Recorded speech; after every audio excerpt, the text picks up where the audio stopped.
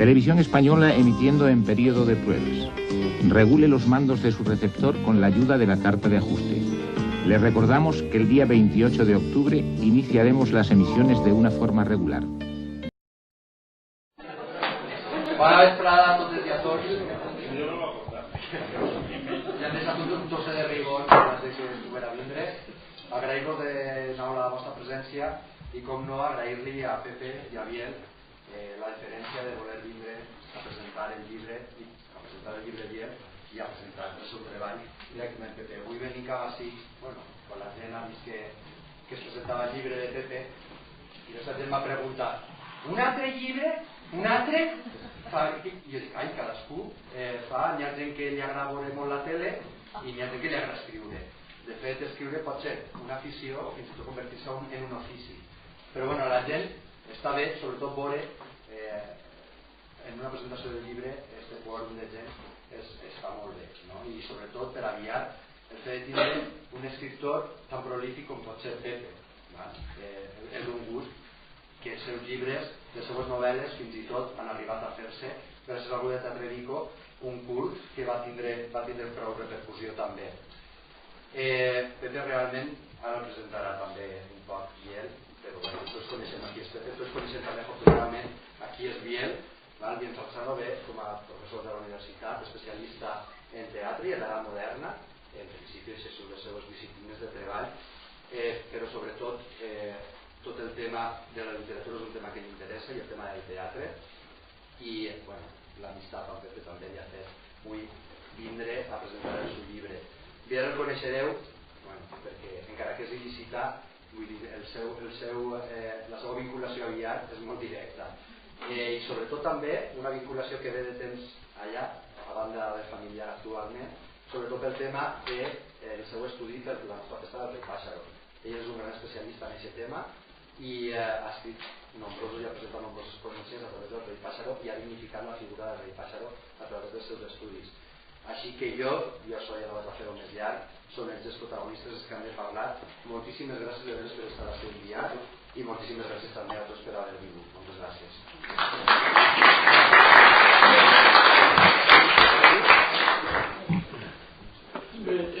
Bona vesprada, gràcies per la vostra assistència. Jo agraeix a Joan Lluís que m'hagi introduït mínimament, perquè quan Pepe va proposar de fer la presentació de la seva última novel·la vaig tindre el dubte i m'hauràs de presentar tu a mi, perquè tu enviar ja te coneix tot el món, i per tant era jo el que era menys conegut, no? I llavors vaig tindre uns dubtes, però finalment ho hem arreglat. Bé, jo, que estàvem parlant amb Pepe un poc, perquè la presentació era, parlaré un poquet jo, parlarà un poquet ell de la seva novel·la, i després farem un examen a veure què ha llegit en la novel·la, farem unes preguntes, a veure, però que sigui una cosa, això que diuen ara, interactiva, no? Una cosa interactiva. Jo normalment acostumo a escriure-me les coses perquè, si no, m'enrotlla i parlo de més, no? Llavors, començaré llegint. Diu, no us conté res de nou si us dic que l'escriptor José Pallà Beltrán, Pepe o Pito, segons el moment, ens ha convocat així per presentar en societat ja la seva última obra, i ja en van 7. La primera, Castilla o los Veranos, que data de l'any 2004, està molt lligada a la pròpia memòria col·lectiva de Biar i dels biaruts que es desplaçaven a Castella o a l'Aragó a fer teula per complementar uns ingressos que la terra els negava. Després han seguit altres novel·les que ja s'emmarquen en el que ha estat la seva línia d'escriptura més constant, la narrativa d'intriga o clarament policíaca, Destilando Fantasmas, de 2007, i dues novel·les editades en format electrònic, modern, recent, El intranquilo retiro del inspector Duarte i La última semana del inspector Duarte, de l'any 2015, un inspector de policia jubilat que ves per on, quan se jubila, va i tria un poble qualsevol que es diu Biar. Senta així. Per passar-hi els seus últims anys de vida, unes històries en les quals l'enyorat García Pavón i el seu policia Plinio i ensenya l'orella. I encara una novel·la més, Morirás muchas veces, de 2016. Però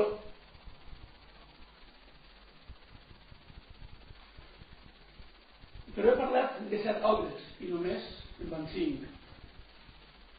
I és que cal recordar que l'any 2011 l'autor reunia en un volum 16 contes editats sota el títol La segunda vida de Christopher Marlowe y otros relatos, i finalment l'any 2014 edità una altra novel·la escrita ara a 4 mans amb Mario Martínez Gómez, Puzzle de sangre, Morirás muchas veces, Puzzle de sangre, El inspector, que ja ens dona una pauta, una mena de línia. En conjunt podem apuntar-hi 2 característiques. La primera és que vull separar el que era l'escriptura de novel·les en solitari i després els altres 2 llibres, el de conte i el de escrit amb Mario Martínez Gómez. 2 característiques.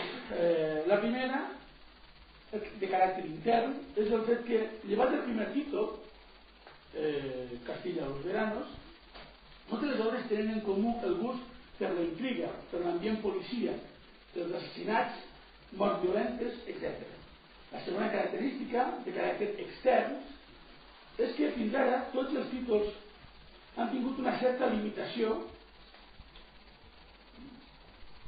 en la seva difusió. Unes perquè han estat editades editorials locals o alacantines, que va ser el mateix, com la Benemèrita editorial Ava Clara i la institucional Institut de Cultura Juan Gil Albert de la Diputació d'Alacant. Les altres dues, en format electrònic, perquè exploraven canals de difusió molt incerts i atxarosos entre nosaltres.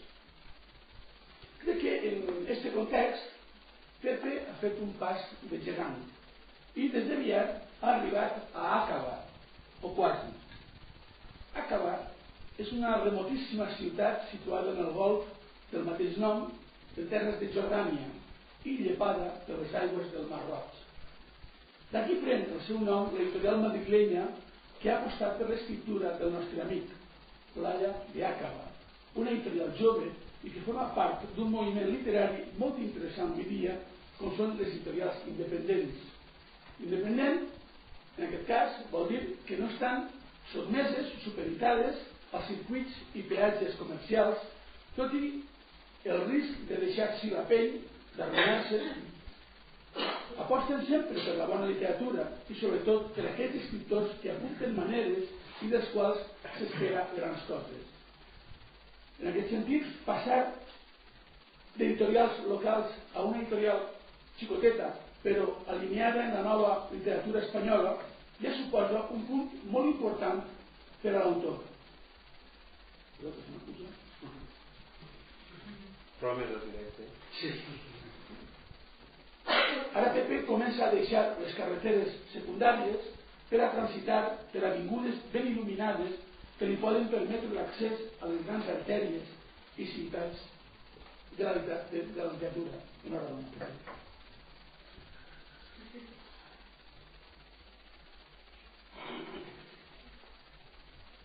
I encara podem apuntar que José Payá també és autor d'un blog personal, El Hombre Vivo, a través del qual podem espigolar les seues lectures i els seus interessos literaris. Com a conjunt d'obra literària, jo crec que és bastant.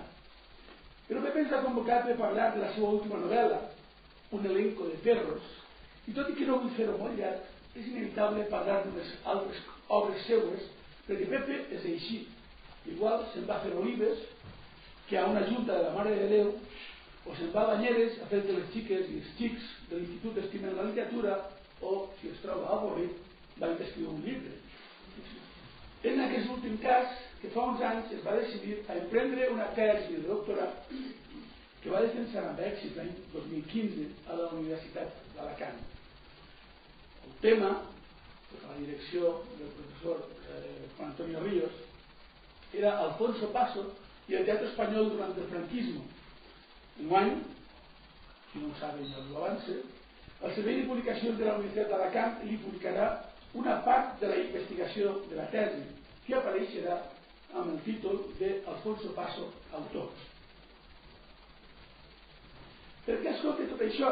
Doncs perquè, igual, no sé si havia se funciona així o no, però igual que amb les obres del Puchero les nostres mares feien o fan ropa vieja, sí, fan ropa vieja, que no és el mateix que arròs de Puchero, que també m'ho han explicat, fer ballar amb les obres de la tesi dos pessics d'imaginació, un de sal i molta personalitat ens ha cuinat una novel·la que es deixa llegir amb ganes. No sé si això de ropa vieja es fa també aviat. Ma mare ho feia i era un plat molt gustós. La novel·la resultant igual. Cal dir però que és una novel·la que agradarà especialment a aquells que són amants del joc literari, perquè també cal advertir que Pepe, a un elenco de perros, s'hi ha tornat una miqueta thriller. ¿Dónde está la bolita? La bolita? És un joc constant de jugar amb el lector, però anem per parts. Al final del volum, l'autor inserta uns agradecimientos, anacronismos y aclaraciones on ens adverteix que ens trobem davant d'una novel·la en clave, una novel·la en clau. I per entendre aquests claus cal conèixer una mica l'ambient de l'Espanya sota la dictadura franquista en el final de la dècada dels anys 50 i l'ambient del teatre espanyol d'aquell moment. Els més majors de la sala potser recordaran els noms de Javier Poncela, Miguel Miura, Antonio Burovallejo, Alfonso Paso, Alfonso Sastre, Irene Cava, María Esquerino, etc. No sonen els noms, no passa res, perquè la novel·la es pot llegir còmodament igual. Ara, si sonen els noms, tenen una visió més...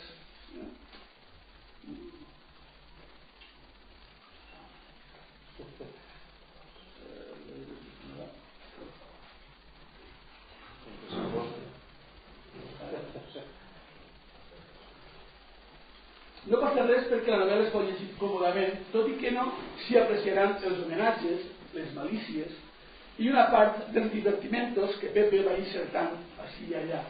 Però he dit que ja anirien per part. Com vostès saben, un elenc o elenco és un conjunt de persones que participen en una representació, l'elenco d'una companyia teatral, tot i que també es pot aplicar a altres conjunts que participen en una competició, etc. I de gossos o de perros, perquè l'autor hi reuneix un conjunt de personatges que, amb perdó dels pobres animalets, són tots ells uns desgraciats, abocats a una vida miserable en aquells anys. Dramaturgs, policies, aprenents de conspiradors, sicaris, extraperlistes, etc.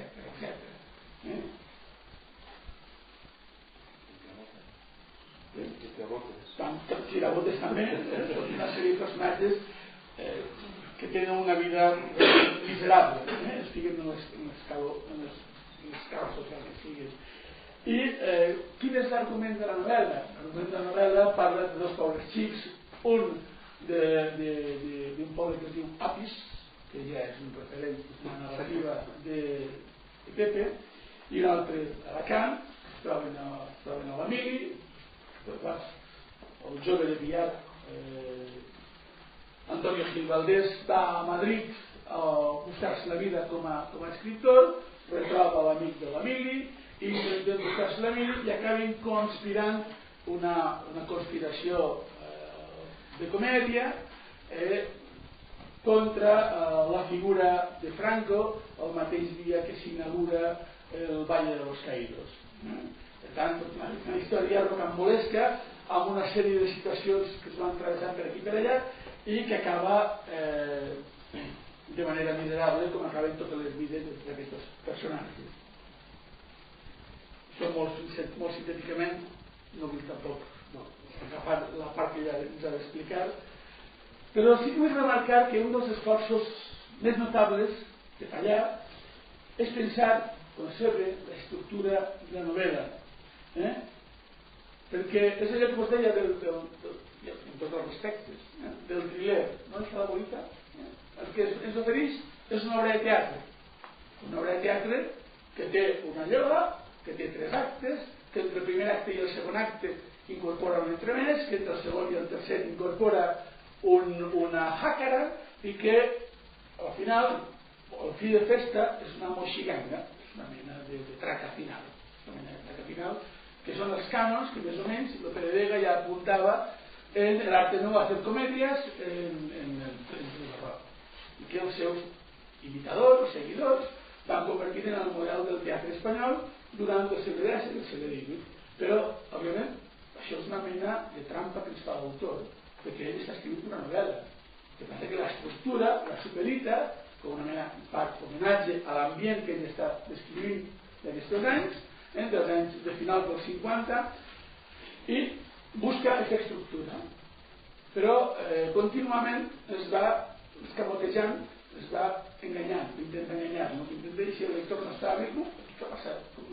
Hem passat de la primera veu a la tercera, primera persona a la tercera, a la primera, està passant una sèrie de jocs literaris i, de fet, si no ens fixem, l'acte primer, el segon i el tercer transcorreixen en Setmana Santa Primavera de l'any 56, i el que és ja l'entremès, la lloa és de novembre de l'any 75, l'entremès de febrer del 76, i la moixiganga és on, després de l'artifici, junta els dos temps i els personatges, els supervivents de l'any 56 i de l'any 76, i és justa no a Madrid sinó en una altra ciutat del nord d'Europa on passen més coses.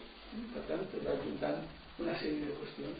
Per tant, veus unes accions que van per un costat, unes altres que van per un altre costat, i al final, la moixiganga, al final, se junta tot i li dona sentit al que és tota la història que se'ns ha contat, històries de conspiracions, de traïcions, de delacions, d'amors, de seduccions i de fracassos personals. Junta tot al final, tot al final. Clar, hauríem parlar per què un entremès i per què una jàcara, per a parlar qui són els protagonistes habituals de la jàcara i de l'entremès, perquè aprofita aquestes dues peces curtes també per a reflexionar sobre el model d'escriptura, especialment en l'entremès, i com també aprofita per anar fent-nos, si no estem atents, ens enganya contínuament. I si el lector ha de tenir un esforç més, perquè si no t'enganya. Inclús ara s'està parlant, perquè ha passat d'un diari personal a un altre diari personal i a la reconstrucció que un recorda a partir d'uns fets, etc. Ens juga sempre amb aquestes. Per tant, les veus narratives són diverses i jo crec que en aquest sentit constitueix, parlar més sobre les veus narratives, constitueix juntament amb, a mi m'agrada molt la de Destilando Fantasmes, no? Crec que juntament amb Destilando Fantasmes és un elenco de cerros, és la novel·la més ambiciosa de Pepe. Crec que ha fet un gran pas en la seva escriptura personal. Crec que és molt interessant que hagi estat publicada en aquesta editorial i crec que el que queda per fer, després podem parlar molt més perquè la novel·la, és felicitar-lo per la construcció, per la redacció de la novel·la i animar-lo a que continuï un dia Josep Lluís vaig a donar-nos més títols per a poder llegir i que no es vagi avorrir i que des de Villar pugui projectar-se una veu narrativa potent com la de Pepe. Jo després si voleu parlem més, però sobretot el que intentem no fer-me llarg i deixar la veu a l'autor. Res més i moltes gràcies.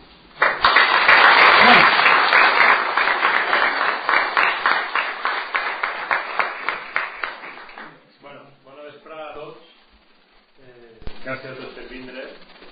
Gràcies, Javier. Jo sé que a ell això de presentar els llibres no es queda bany molt, però bueno, gràcies per l'esforç i sobretot per les paraules d'ànim que ha dit. I totes les raons. Això de que es presenten em dona molt de gust perquè és un bany d'autoestima molt bo. L'argument és ell ha dit,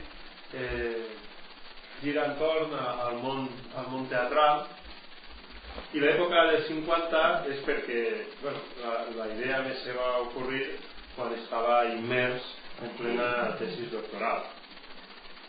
Va ser una tesis que m'imagino que com totes les tesis costa i hi ha que esquar-la, i en la que contínuament estava discutint, comentant en el meu director, en el professor Juan Antonio Ríos de la Universitat d'Alacant, perquè ell sempre insistia en que la tesis tenia que ser algo molt serio, molt acadèmic, cenyir-se a uns paràmetres que, bueno, a mi m'agradava saltar-me'ls. Així que vaig decidir construir una espècie de cara B, com en els discos d'aixòs antius, no? Que estava el grup tirava un single o un LP i darrere en la cara B tenia cançons que a voltes també en contrapunt a la cara A. La novel·la és un poc com la cara B de la tesis. Tot el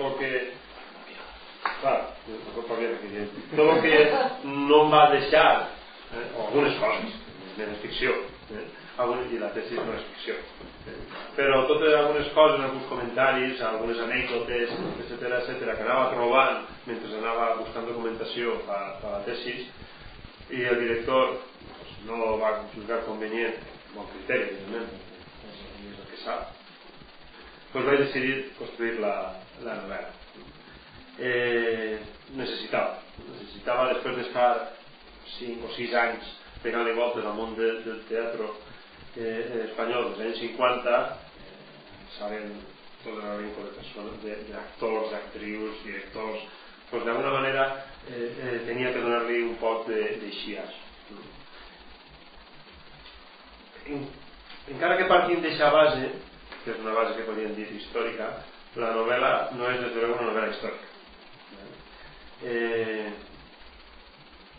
Una de les motivacions també per fer la novel·la era un poc, com ell també ha dit, fer una novel·la en clau, és a dir, que baix de cada un d'aquests personatges, o de molts d'ells, no de tots, però de molts d'aquests personatges s'amaguen una sèrie de persones que van existir realment i que no crec que feren aquestes coses, mai sap, no crec, però que m'han servit un poc per també fer una espècie d'homenatge a tota aquesta generació d'actors que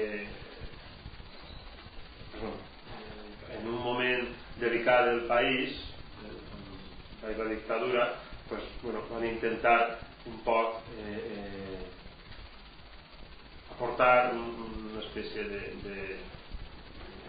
llibertat, una llibertat un poc caòtica, perquè la novel·la, si n'hi ha que buscar-li un qualificatiu, jo diria, perquè m'ho han dit, jo crec que és una novel·la picaresca, una novel·la també molt picaresca, en el que aquests personatges, com ja he comentat, són uns pobres desgraciats que l'únic que volen és intentar sobreviure en aquest món. Com no podia faltar, tenia que matar algú. De fet, la novel·la comença ja matant a Franco, a matar a Franco. I entonces a partir, no és una novel·la com les que ha fet estos anys darrere, és Fuga de Sangre, Ni moriràs, sí que és una novel·la en aquest sentit més sòlida, penso jo, després ja les opinions i els gustos de cada un, però és una novel·la més sòlida, no perquè m'hagi costat ni més ni menys de fer, sinó perquè la matèria que ha manejat és una matèria més àmplia que la de Fuga de Sangre, que era fins a cap un joc entre Mario i mi, o la de Moriràs, que encara que em vaig anar a Reykjavik, al final també era un poc dins d'aixòs paràmetres del thriller o de la novel·la policíaca d'un poc d'aventures. Així, intente mesclar els gèneres, el picarès, un poc l'històric, la comèdia, inclús la novel·la de conspiració d'espies, però tot això, bueno, intentant acomodar també una sèrie de personatges que molts d'ells, o per no dir quasi que tots d'ells, pues realment són esos perros, esos gossos que formen part d'un elenco i que són manejats des de dalt com unes titelles, veritat, per algú que moltes voltes ni siquiera coneix.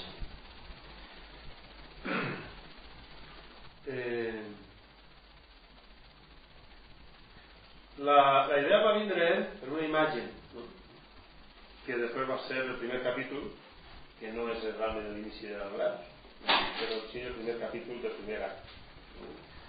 I la imatge era d'un pobre infeliç que vol triomfar en el món del teatre. Le han encarregat una obra, un empresari d'un teatre de Madrid, le ha encarregat una obra i antes de començar a escriure-la ja se li presenten a sa casa dos matons enviats per una espècie de mafiós que vol que a la seva amant la col·loque dins d'eixa obra. I a partir d'eixa idea, que és una situació absurda, poc violenta, però també còmica, doncs a partir d'ahí vaig anar començant a enjuntar aquestes. L'obra té diverses veus, com ha dit Biel. Podríem dir que en certa manera és una espècie de flashback, tota ella. El dia que mor Franco, el 20 de novembre del 75, aquest escritor, que porta quasi 20 anys en la presó, per què arribar a aquesta presó. I a partir d'ahí es fa la història. Ahí l'obra tenia que escriure en primera persona. Lo que passa és que escriure en primera persona pot ser molt còmode perquè, bueno, no tens que posar-te en la pell de ningú perquè eres tu el que xerres, però al mateix temps és molt limitat. En primera persona jo sols puc xerrar d'allò que veig. Jo podria descriure-vos a vosaltres, però no puc descriure el que passa en el carrer perquè no estic veient. Entonces, clar, una novel·la que a poc anava complicant-se necessitava contar també el que passava en el carrer. I ahí vaig a començar a mesclar aquesta tercera persona. I vaig intentar que no fora molt, que no fora confús. Jo no sé si ho vaig aconseguir o no, en algun moment es perd la novel·la entre la primera i la tercera. Més que enganyar és perdre's, no? Jo crec que no, ¿vale? Jo crec que estava ben clar. Lo que sí que és cert és que, bueno, era un joc que em permetia estar en dos puestos a l'hora, ¿no? Estar en el lloc on estava el protagonista i en el lloc on estaven tots els altres, ¿vale? Claro, la justificació, perquè al fi i al cap la novel·la està contant tot el protagonista, inclús de la tercera persona, la justificació que vaig posar jo és que, bueno, el protagonista que està en la presó, a estar en la presó, ¿vale? A estar en la presó, fora del carrer, ha tingut que passar certes coses, perquè si no ell no estaria en la presó. Llavors era una manera de donar-li certa verosimilitud a esta tècnica o a este recurs, ¿no? De anar alternant la primera i la tercera persona. La idea de convertir-lo en una espècie d'obra de teatro, un homenatge, això dels actes, va anar eixint conforme escrivia. Altres novel·les meues, que ja he parlat de Estirando Fantasmas, han sigut novel·les molt planificades. Estirando Fantasmas, hasta que no tenia tota la història, vaig tardar, no recordo que quasi almenys 5 o 6 anys, no vaig començar a escriure. Esta en canvi no.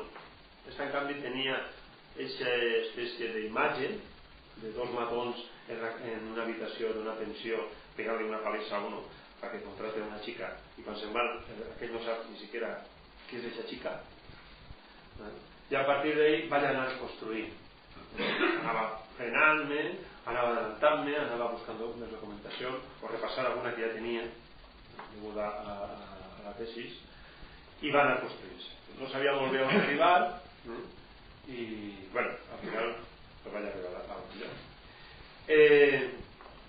Una de les coses que també m'interessava, i per això diu ell el trilero és el que posa la boleta i van el goig Joan. Una de les coses que m'interessava i que ja m'interessa des de Purple de Sangre i també en Morir de muchas veces, és que el que jo volia és que el lector sempre sapiera molt més que els propis personatges de l'obra. Jo que soc un lector de novel·la policíaca quasi obsessiu, no? La classe de novel·la, però sobretot de la policíaca obsessiu, no? Pues a voltes carrega molt que l'escriptor o l'escriptora, i Agatha Christie i alguna d'altres, oculten coses al lector, amaguen coses, no? I després al final de la novel·la, les novel·les policíaques, veritat, de repente, com un per arte de màgia, no diu, és ese. I ell diu, i ese tio d'anar així, perquè no m'ho havia dit antes. Això ja en Purple de Sangre i en Moriràs va intentar eliminar-ho. Si havia que ocultar algo, el que tindria que ser ignorant tenien que ser els propis personatges, més que el lector. I en Un elenco de perros pues ha insistit.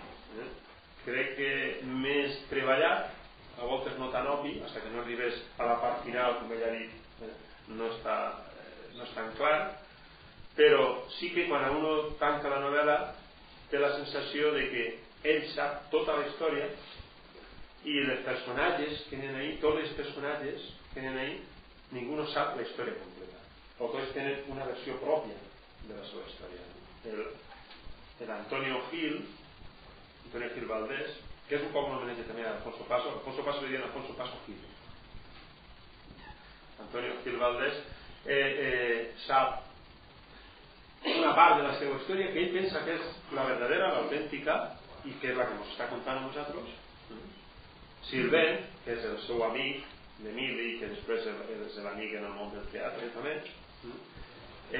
sap una altra part d'aquesta història que també ens la conta, que es pensa que és autèntica, i cada un d'ells ens van contant una part diferent, que es complementen, però que es queden totes, si sols tingueren que recurrir a veure aquestes parts coixes, no?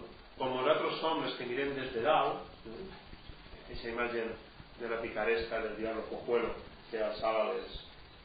El Diablo Cojuelo és una novel·la picaresca del segle XVI de Guevara, en la que el dimoni recorre Madrid i alça les teulaes i entonces veu com actuen les persones.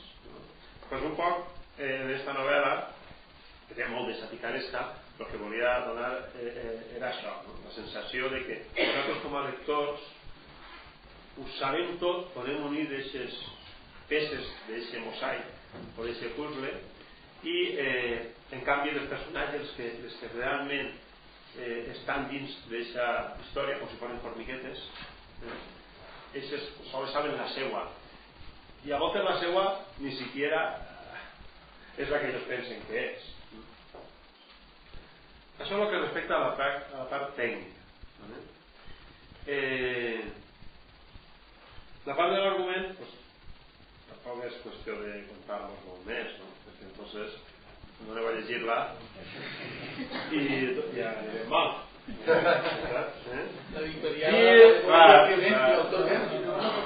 Dir que jo crec que van a divertir-se molt, que no cal conèixer el món del teatre d'aquella època, com deia Binet, que es pot llegir com una novel·la que comença com una novel·la còmica, en certa mala llet, que es converteix després en una novel·la un poc romàntica, que passa en una novel·la de testimoni de les persones d'aquest món del teatre o de la midi, i que, bueno, en un moment determinat, un dels moments, jo crec que per almenys jo mira que un dels que més m'agrada i el que més em vaig divertir, no? I és com es convertir la novel·la en una novel·la d'espionatge, un espionatge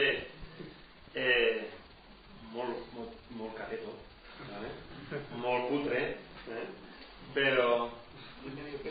Sí, però bueno, que fa que la novel·la, penso jo, adquirisca unes proporcions molt còmiques i que jo crec que agradaran.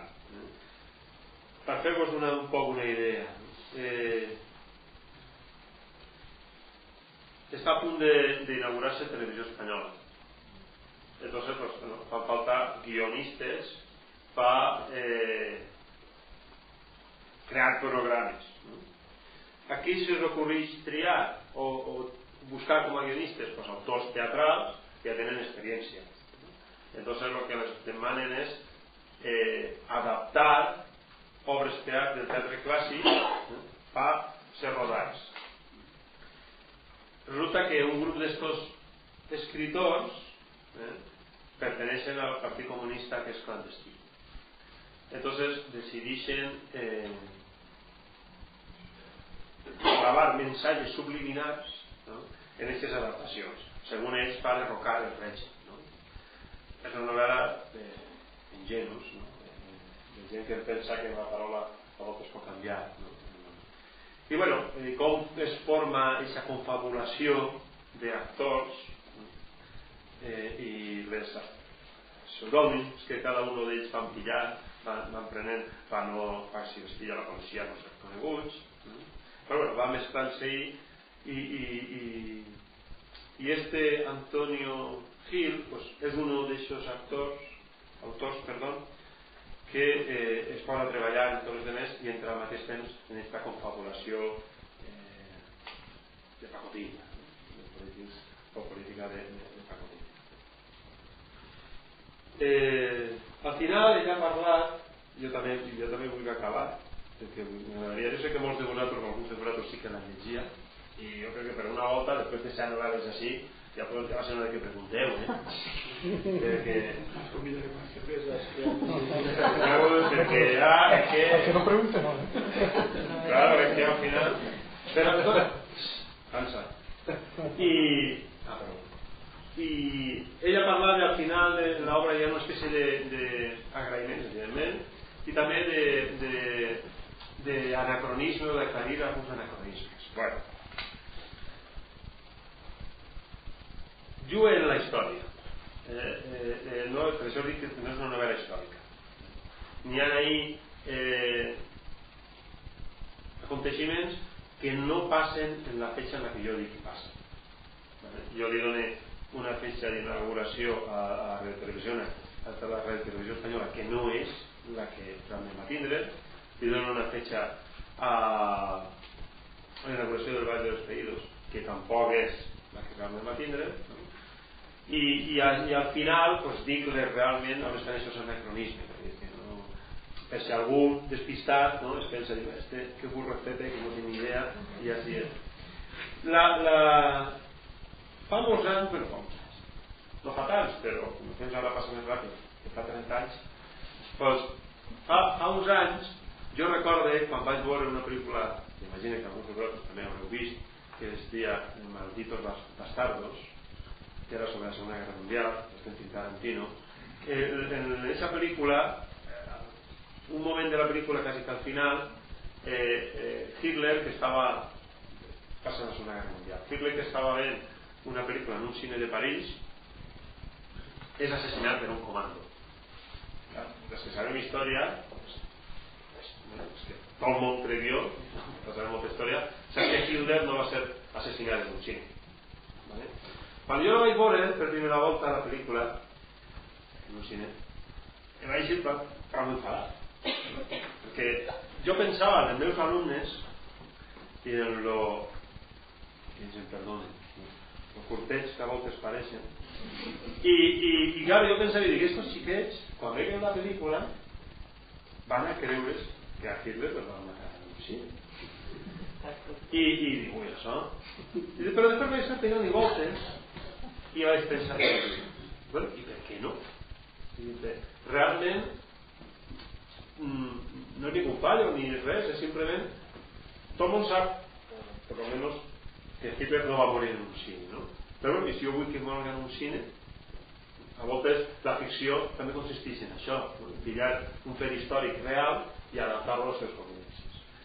Pues en aquesta imatge, en aquesta idea de Tarantino quan va rodar Malditos Bastardos, pensava jo, quan vaig pillar aquests fets històrics i les vaig col·locar de manera anacrònica dins de l'obra perquè tots quadraven en el lapsus de temps que a mi em convenia.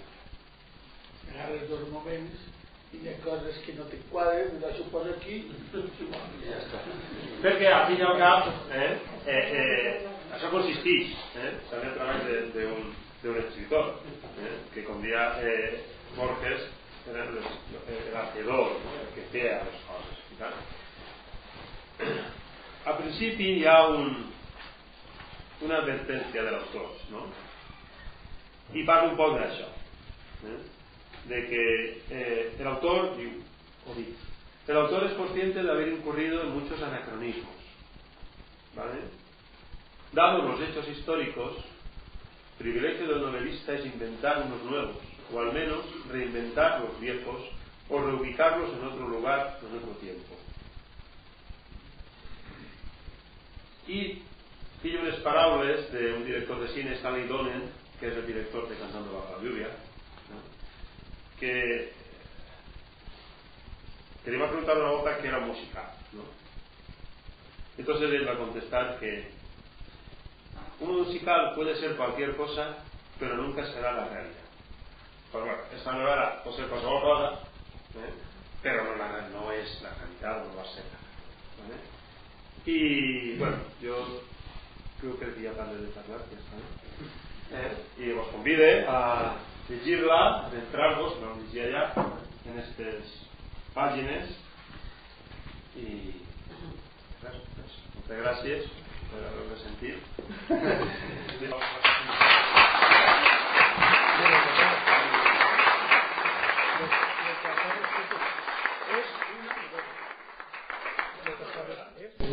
Sí, és que això és el que posa al final. Sí, no, però este Motorbotes, això de que és una novel·la, que jo recordo quizá vinga tot un poc per la primera novel·la que jo vaig presentar, sí, fa ja 14 anys. I que era la de Castilla los Veranos, que encara que és una novel·la, evidentment era una novel·la inspirada, basada en alguns fets reals, ¿no? Entonces, pues bueno, molta gent el va sentir identificar. Jo recordo que moltes persones, alguns d'elles ja falten, no? Pues per carrer em paraven i em diuen, sí que és veritat, això sí que va passar, tal. Recordo una cosa que jo em vaig inventar i després una persona em va dir, no, pues sí que a vegades això em va dir, com ho sabies tu? I pues, jo li vaig dir res, pues que m'ho van contar, no? Però clar, moltes uno s'inventa les coses, però moltes ja sabeu que la realitat sempre supera la ficció. Entonces, per molt que t'inventes coses. Doncs clar, que el fet de conèixer l'autor, no? El fet d'aquesta primera novel·la, diguem, que estava tan prop, no? De la realitat, m'imagine que ha fet que moltes voltes alguns comenten, no? Entonces això és de veres, que les novel·les són ficció. Encara la novel·la històrica més documentada del Monitor no deixa de ser ficció.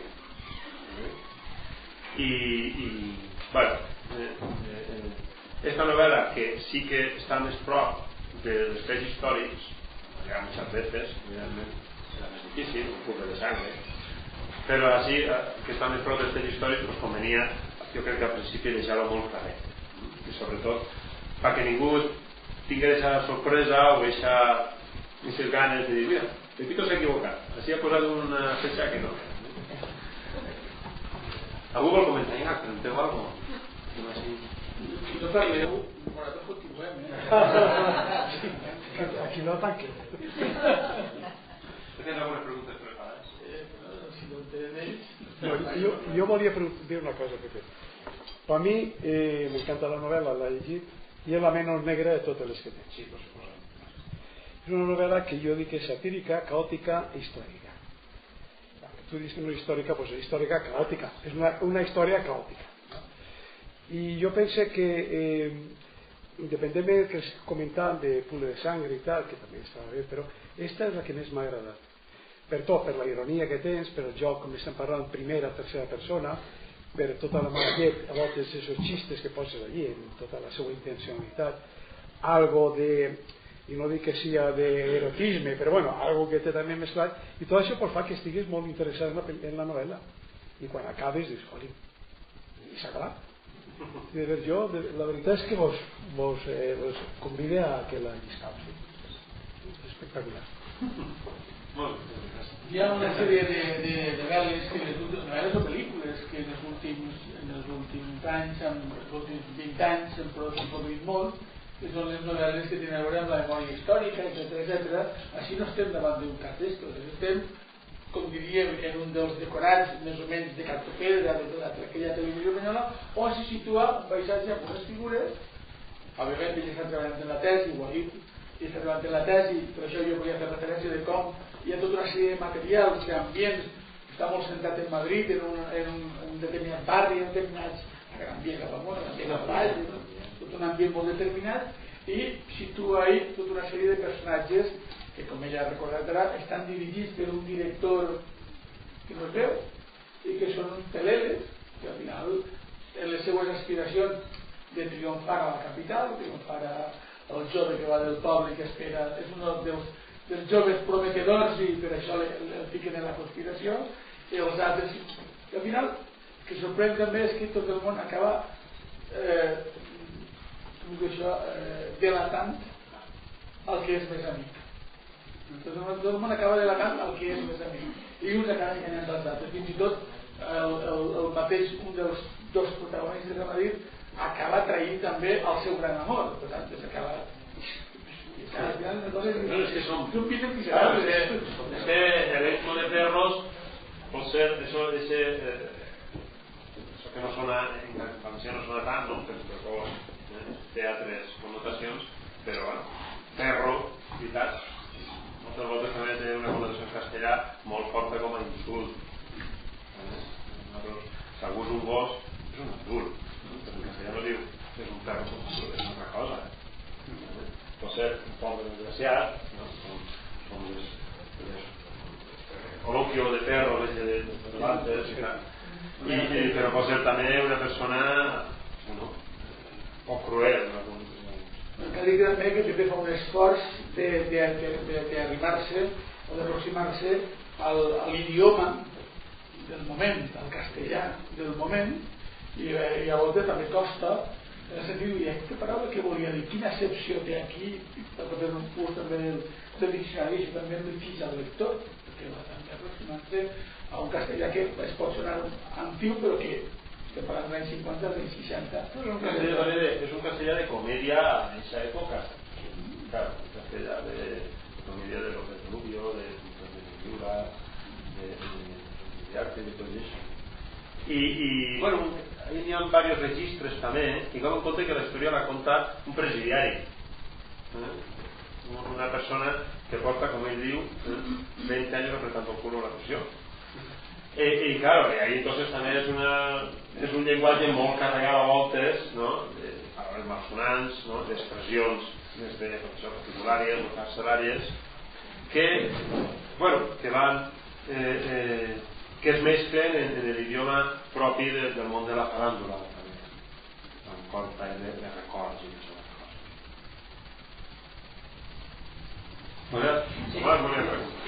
Quina l'atenció eixa única que fas tu de la història. Per una part situa la novel·la en l'espai i en el temps determinats, el qual, en canvi, després, paralògicament, huixes de la història, és a dir, no m'importa la història, la situa ell, col·loca un espai, col·loca un temps, però per què huir de... Bueno, no és que fugi de res, no és que no m'interessa la història, lo que passa és que la curiositat, que em queda la curiositat, per què huixes de la història? No, és simplement això, vull dir, quan jo vaig començar a escriure-la, que tenia aquesta imatge d'aquesta habitació, i lligo el primer capítol, és el primer que vaig fer, que no es el primer inici de la física. Primer hi ha una loa, que és aquesta espècie de pròleg d'introducció. Quan jo vaig començar la història no tenia ninguna localització. Home, sabia que era en Madrid, sabia que era en 50, però no tenia un any, ¿vale? Un any. Després vaig començar a recordar-me de coses, no? I una de les coses que em va cridar molt l'atenció i que em servia per fer un xiste que jo era un poc de mal gust, però que podia fer-lo, era la mort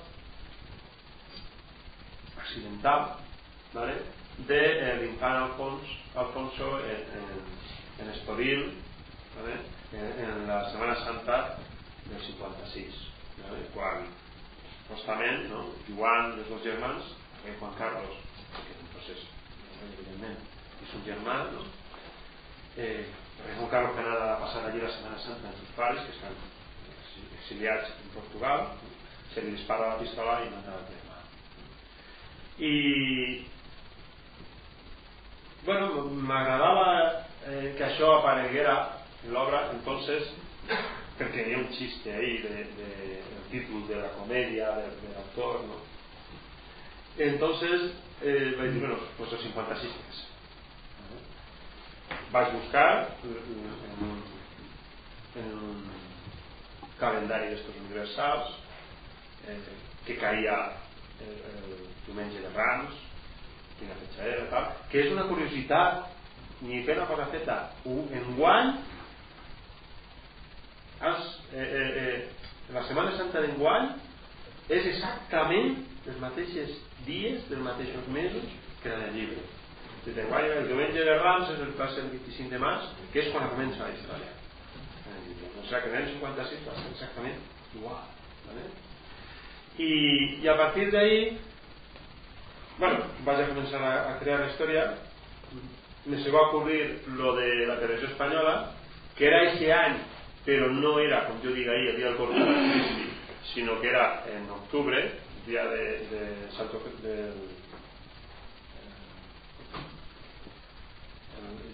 el principi d'octubre, que és Sant Àngel, però es diu un nom. Sí, no me recordo exactament. Té un nom, no és nosaltres diem Àngel, el Santo Teresa, no recordo el Santo Custodio, no sé qué, ¿vale? Que va a ser la fecha de entonces, vaig dir, bueno, pues la porte así.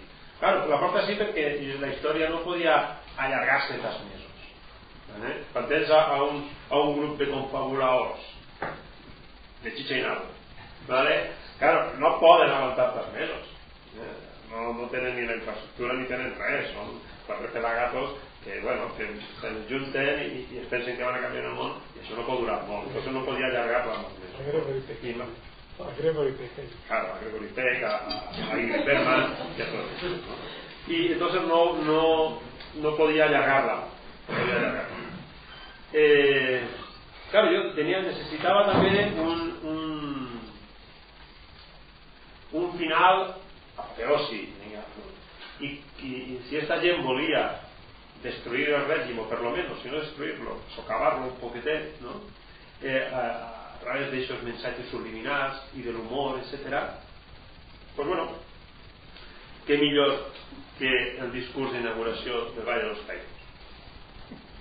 Entonces vaig entrar a internet, i si tu entres a internet i poses una web que es diu Discursos Francisco Franco, dicen ahí todos los discursos. Entonces m'espirar el discurs del Valle de los Caídos, vino por el de líneas, ¿no? Y a partir de ahí pues vaig intentar jugar en esas paraules, cambiar algunas paraules para que fuera cómic. Y claro, lo que pasa es que el Valle de los Caídos se inaugura en 59, no se inaugura en 56.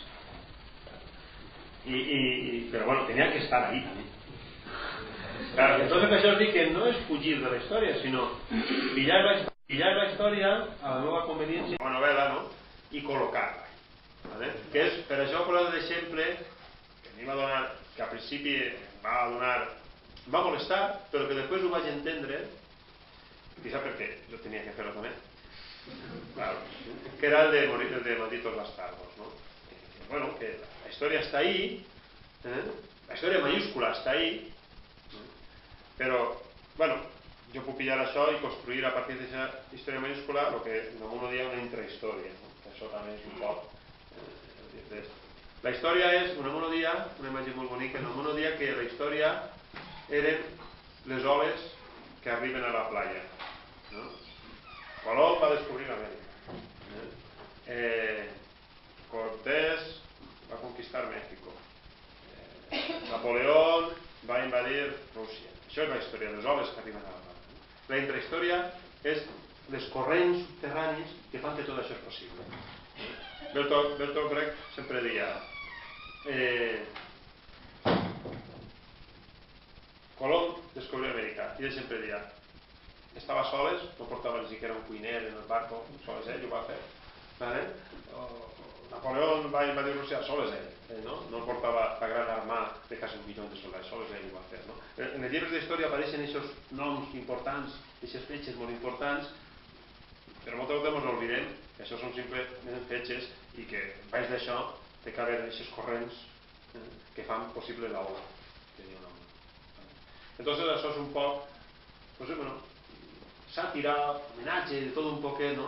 A aquests corrents subterranis que passen el temps perquè l'obra comença en la transició, no? Va fer possible un poc la transició, però clar, no es va així com ho esperava. El que passa és que estem parlant d'això de la història i fem referència a Tarantino. Jo crec que tot això té a veure també amb el que és la voluntat estilística d'un autor. Un autor crea la seva pròpia veu i crea... Quan vas a veure una primera pel·lícula de Tarantino i veus que allí fins l'apuntador allí per tot el món i dius, però hòstia, què fan? Abierto hasta l'amanecer, no coneces? I després ja quan vas a veure una de Tarantino ja saps que per menys de 20 o 30 morts ell no se posa. Per tant, ell ja no se posa per això. Vull dir, si tu te passes una sèrie d'anys, i això ara ell interpreta, llegint a Jardiel, llegint a Miura, llegint a Alfonso Paso i llegint a tota aquesta gent, doncs clar, saps que el joc va per un altre costat, perquè això te contamina. Te contamina i la història està com un marc penjat en la paret, però totes les malícies que com ja apuntava, les malícies, les bromes, tot això, el joc va per un altre costat, que és d'on ha estat, anem a dir, bevent l'escriptor, en aquest cas, Pepe, en Paso, en Miura, en Jardiel, en tots els autors dels anys 40, 50, 60, i ell es crea un doble joc. Per això apuntava, quan estava parlant de la teva novel·la, que si coneixes vas a disfrutar més, perquè veus algunes bromes, identifiques algunes coses, i si has llegit els autors, doncs també, perquè hi ha una sèrie de bromes que són molt de Paso, altres són molt de Miura, però al final trobar-te un personatge que és un agent doble o triple, que és el limpiabotas, que es converteix en un personatge, és un personatge que dius això està bé, o trobar-te que al final el personatge, entre cometes, més noble acaba sent el matón, el personatge, entre cometes, més noble acaba sent el matón. Tot això està en aquest món, des del meu punt de vista, crec que està en aquest món. Per tant, el referents històric, com he dit abans, per a mi és una mena de decorat de cartopedra, però que no és una novel·la voluntat de testimoni històric. Per tant, jo crec que... Diu ell, en l'epílogo tu dius novel·la en clave, no? Sí, no. Una novel·la en clave. Una part d'ella, una part d'estos actors confabuladors, ¿no? Que també... Claro, estos autors teatrals que fan esa confabulació, ¿no? Per intentar dinamitar a través de missatges subliminals el règim, amaguen els seus noms baix de noms d'actors tots els coneguts i d'actors en tots els coneguts, no? Que està Cary Grant, Cary Cooper, Robert Taylor, ¿vale? Entonces, bueno, això dona joc també a situacions molt còmiques, que, bueno, convida a llegir i que crec que... Claro, que donen ja un poc el cariz i realment la serietat que aquesta gent pot tindre per aconseguir-ho el personatge. Jo vull ser Ingrid Bergman. Claro, quan un d'ells es diu que vol ser Ingrid Bergman, no vol ser ni Cary Cooper, no, vol ser Ingrid Bergman, cosa A veure, per un costat, has dit la diferència entre els processos creatius que has tingut entre les anteriors novel·les i aquestes, en quin és més còmode? És una curiositat com a escriptor. I per un altre costat, si tens voluntat, intenció, ganes, en algun moment, o d'adaptar aquesta novel·la tant teatral per un costat al teatre, o d'escriure en algun moment una obra de teatre o un registre teatral, si en algun moment pots dedicar-te més. A veure, adaptar això al teatre... Jo crec que no. Això... Pues home, la Celestina, 8 hores d'obra... 8 hores d'obra, ja està. I clar, jo crec que no, ¿vale? Obra teatral, bueno, ja n'ha fet, no? Vam fer La noche más larga, que va ser molt bé, sobretot per les actors o per alguns actors, actrius que van fer molt bé. Vale?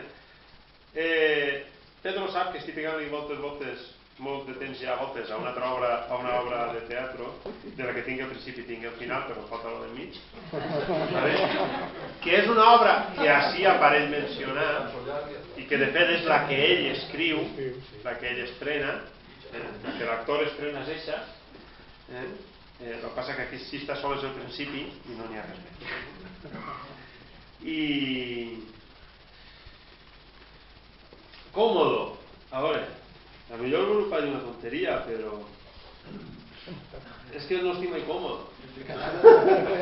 No, a veure, és que mireu, no sé, quan ho dic a voltes la gent no s'ho creu, però jo escric per oblidar-me, perquè quan uno té una idea en el cap i està pegant-hi voltes i pegant-hi voltes i pegant-hi voltes i pegant-hi voltes i el que vol és escriure-ho i oblidar-se ja. Jo la vaig escriure, la vaig passar moltes voltes, tal, al final l'editorial la va pillar, em va passar les gaveraes, que són les proves, primeres proves d'impremta, i ja no l'ha tornat. Primeres coses que, ara que he llegit 4 línies, l'altre dia que vaig estar en Intercomarcal i em va fer Miguel Ángel llegir també la pàgina, jo no he tornat a llegir l'obra ja, vosaltres no podeu imaginar-vos l'avorrit que estic jo ja d'esta i tota, clar, quan uno es passa molts anys pegant-li voltes a tot, és que tenc ganes ja d'acabar això i començar una altra cosa. Mentre estàs fent-ho, hi ha moltes que disfrutes. Jo me'n recorde que em vaig disfrutar molt escrivint eixa reunió, eixa sopa on tots ja comencen a triar les noms. Ahir va haver un moment que vaig tenir que parar perquè jo mateix em pixava de risa. En sèrio, en sèrio. Vaig dir, bueno, això... Altres, en canvi, d'altres moments que ha patit molt i que no sé ni siquiera ni com han eixit. I quan acabes tens la sensació de que, en general, de que no saps com ho has fet. A mi quan em diuen com escrius i com? Doncs escric en paraules.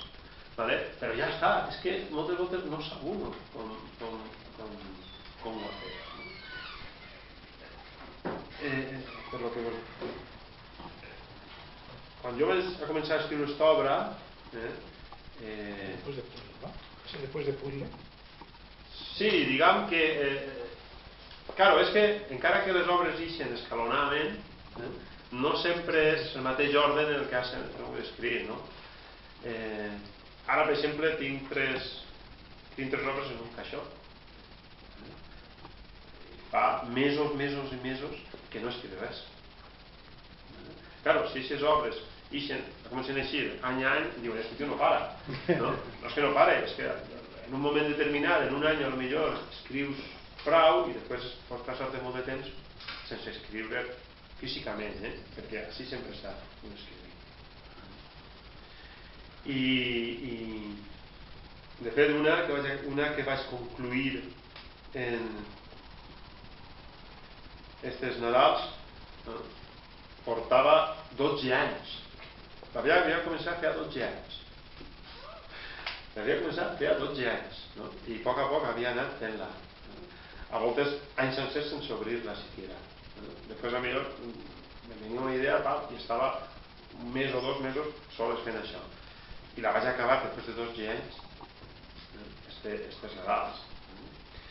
No sé si algun dia eixirà. Esta, pues, jo no sé si així, perquè a voltes darrere posa alguna fetxa. Pues febrer del 2018. Pot ser. Febrer del 17, però febrer del 17 ja és l'última revisió. Jo crec que la vaig a començar... Quan estava a punt d'acabar el puzzle, vaig a començar Moriràs. Això me'n recorda. Per diverses situacions. Vaig acabar el puzzle i vaig continuar en Moriràs. I jo crec que vaig acabar Moriràs i vaig posar a rematar ja la tesis, perquè ja es complia el plaç, i mentre feia la tesis va vindre aquesta idea. I bueno,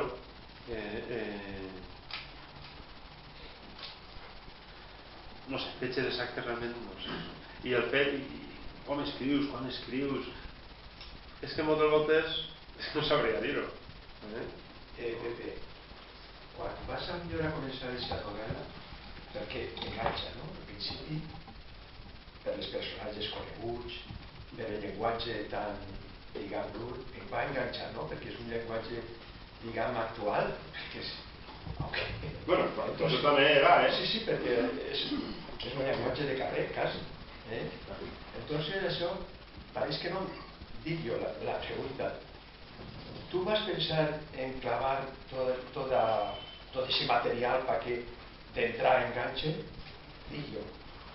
No, ja has dit que jo el que volia era posar a un autor teatral en una situació delicada. I després a aquesta situació delicada se li van anar afegint altres.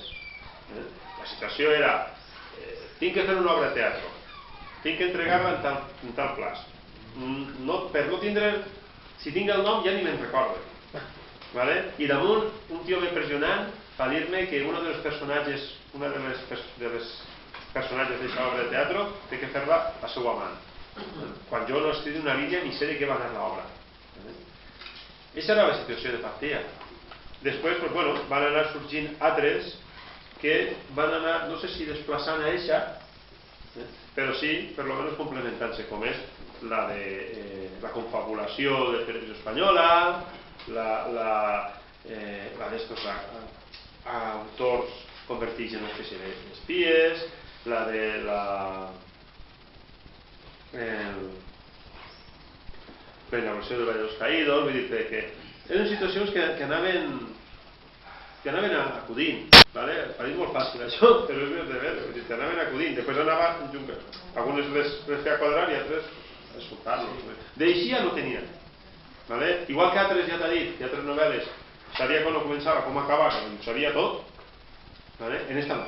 En esta començava, però jo no sabia on anava a arribar, fins que un moment vaig dir, bueno, ja ha que arribar així, perquè si no era sol. Sí, que en certa manera t'ha dit una cosa surrealista, diguem. Bueno, jo no sé si és surrealista. Tu, si l'has llegia... No el tipus de cara... Surrealista no és, Home, el surrealisme vol dir precisament superrealisme. És un hiperrealisme. Passa que moltes voltes nosaltres entenem que és el contrari, no? ¿Algú volia preguntar sobre això? Sí. Hola, bona nit. Una pregunta. Has comentat que tens una obra que tens al principi i el final. És una obra de teatre. És una obra de teatre. És una obra de teatre que tinc la situació inicial, tinc la situació final, però em falta complir-ho. Perquè, clar, això són 20 minuts, i 20 minuts en el teatre... Falta una hora. Ho tens en el cap ja el que és? No sé com omplir-ho. No sabe el camí entre... No sé, a lo millor mai pilles, ¿vale? A lo millor després, a lo millor és molt senzill i no ho trobe, no sé. En els processos creatius, igual que imagines que pinteu i això, no sé, són difícils d'explicar, jo diria que són impossibles d'explicar. Moltes voltes m'han dit, fes un curs, per què no tu t'escrius, per què no fas un taller d'escriptura? És que no sé, puc ensenyar a algú a escriure, és que no sé. Puc ensenyar-lo a no fer falta d'ortografia, o a utilitzar un adjectiu en tot un altre, a col·locar-me una oració, però altres coses té que eixir ja, crec que té que eixir d'uno. És personal. Claro, és una cosa igual que pintar. O sigui, a mi poden dir-me els colors càlids les gelais, les bàsics, les no sé què, i jo sé el que és un triangle, jo sé tot. Després agarro la brocha i ja veus tu. O sigui, blanquinada. Claro, vull dir-te, no sé, no? Claro, és així. No es parla que en tens una en ebook, no? Tens una última en ebook. Sí, bueno, en abril, estava així en febrer, en abril, el dia després de Sant Vicent, que ella ha comentat ja, va eixir una, que és l'última, que és el intranquilo retiro del inspector Duarte. La portada és una foto de Villar, que me la va deixar Esteban, el carnisser. No sé, un dia xerrant li vaig preguntar fotos de la nevada de l'any passat, perquè l'obra passa a enviar en la nevada de l'any passat.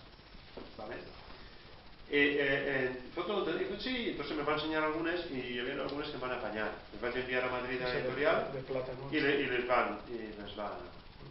va agradar. Perquè és una estampa de una foto típica, des del plàtano, del perfil del castell, tot nevat. Eixa és com una continuació de l'altra que també comentaré, que és l'última setmana de l'inspector Duarte. L'última setmana de l'inspector Duarte està fent feina en una ciutat, l'inspector acaba, es jubila i se'n va al poble, ell és viudo, al poble on està soterrada la seva dona, que és un poble que podríem dir que és este. I, bueno, ahir en aquest hivern, en aquesta neva, un xic que ve de festejar la nòvia una nit, mentre està nevant, desapareix. El busquen i al final apareix el cos, l'han assassinat, i a partir d'ahir comença un poc la història. Les històries de l'inspector Duarte són, com jo sempre dic, que són una espècie de descanso del guerrero. Són historietes molt ligeretes, que tenen 100 pàgines i poc, en un llenguatge no tan elaborat com este, però sí, més... És com literatura de quiosco, diguem. El que passa que avui en dia no hi ha quiosco, ni hi ha ebook. Marcial la Fuente Estefanía. Sí, no, però és així, un tomo funcional, molt entretengut, que evidentment les agrada, si no l'editorial no l'agrada publicar, però que, bueno, tampoc jo no ho considero gran literatura, encara que l'altre dia parlant amb un amic em deia, moltes voltes el que tu consideres i el que realment el públic després considera són les voltes de coses. El pobre Cervantes es va morir pensant que tot el món adorava la seva Galatea i prometent una segona part de la Galatea, que era el primer que va escriure, que no era pastoril, prou infumable. I tot el món pensava, i si es posava bo, diu en el pròlogo del Persíles, el pròlogo prometia fer la segona part de Galatea, que tot el món estava esperant, ansiós, no l'esperava ni Déu, però ell va morir pensant que havia fet una gran obra que era la Galatea. I després no, jo crec que mentre estava viu, però no volia veure, després va ser una altra cosa. Per això dic que moltes voltes, conforme uno fa les coses a conforme després hi és diferent. La sort que tinc és que vaig publicant.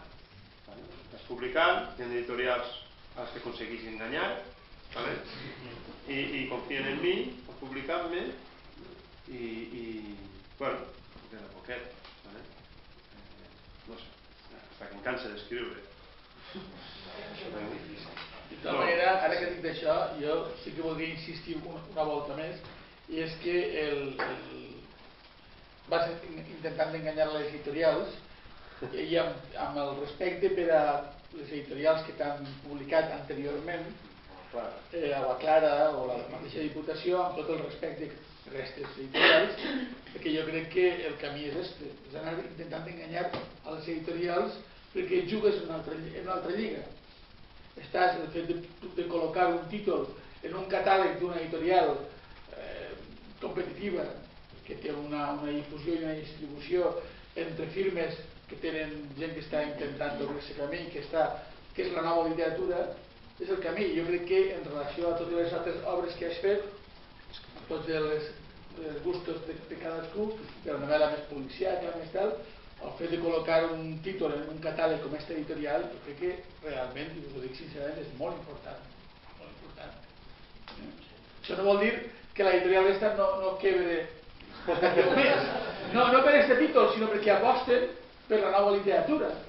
Aposten per la nova literatura. No són Planeta, no són no sé què, no són no sé quantos, però són editorials independents, que ara hi ha un moviment molt important d'aquestes editorials, i aposten i han aportat per un senyor que li diuen José Paya Beltrán. De fet, ja que és del Planeta, això no sé si jo crec que tu no ho saps, de fet aquesta editorial va eixir gràcies a un Planeta, perquè darrere d'aquesta editorial està Lorenzo Silva, l'escriptor Lorenzo Silva que va guanyar el Premi Planeta. Entonces una part d'aquest premi la va invertir fundant l'editorial companyia de la seva dona, que no es va quedar Montoro, el va invertir. No, ho dic únicament perquè quan recordo un escritor que va guanyar un premi, no sé si era el Planeta o uno d'estos, i recordo que en aquell moment va dir, diu, enhorabona perquè has guanyat el premi, diu, enhorabona Solves. Enhorabona Solves, que es queda al 50%. Solves era en aquell moment el ministre d'Hisenda, pues ara, Montoro, però és això, perquè és la retenció que fa l'Estat. Literaris. Alguna pregunta més? Ja és hora d'anar-nos? No sé. Més preguntes? Bueno, pues si no voleu fer més preguntes... Ell va fer una. Forma part de la meva funció dir-vos que l'autor pot dedicar llibres, pot dir que si els heu comprat. La mano. Bueno, pues moltes gràcies per vindre i... Gràcies a tots.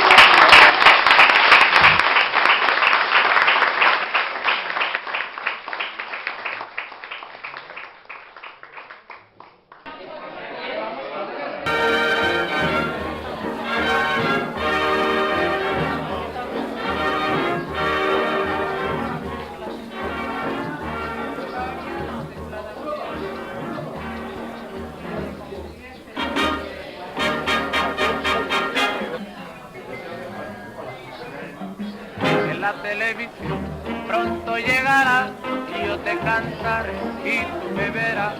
La televisión pronto llegará que yo te cantaré y tú me verás. Deme bien mamá, deme bien mamá.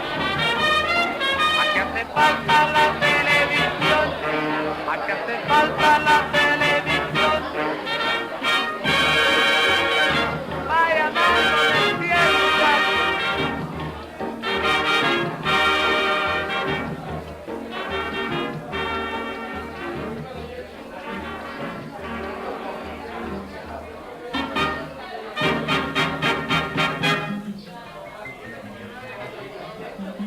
En la televisión pronto llegará y yo te cantaré y tú me verás.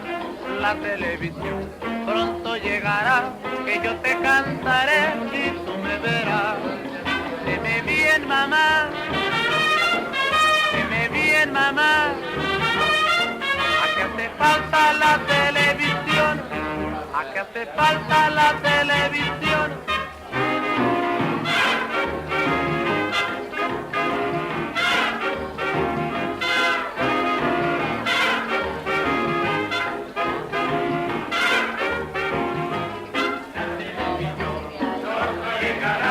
La televisión que pronto va a llegar.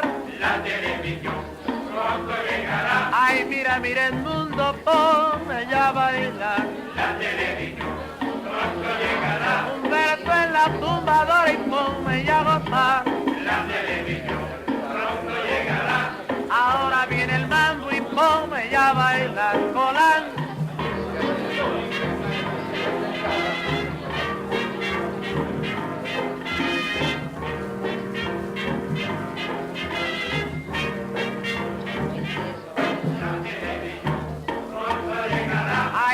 Mira, Eddie, ponme ya a bailar. La televisión pronto llegará.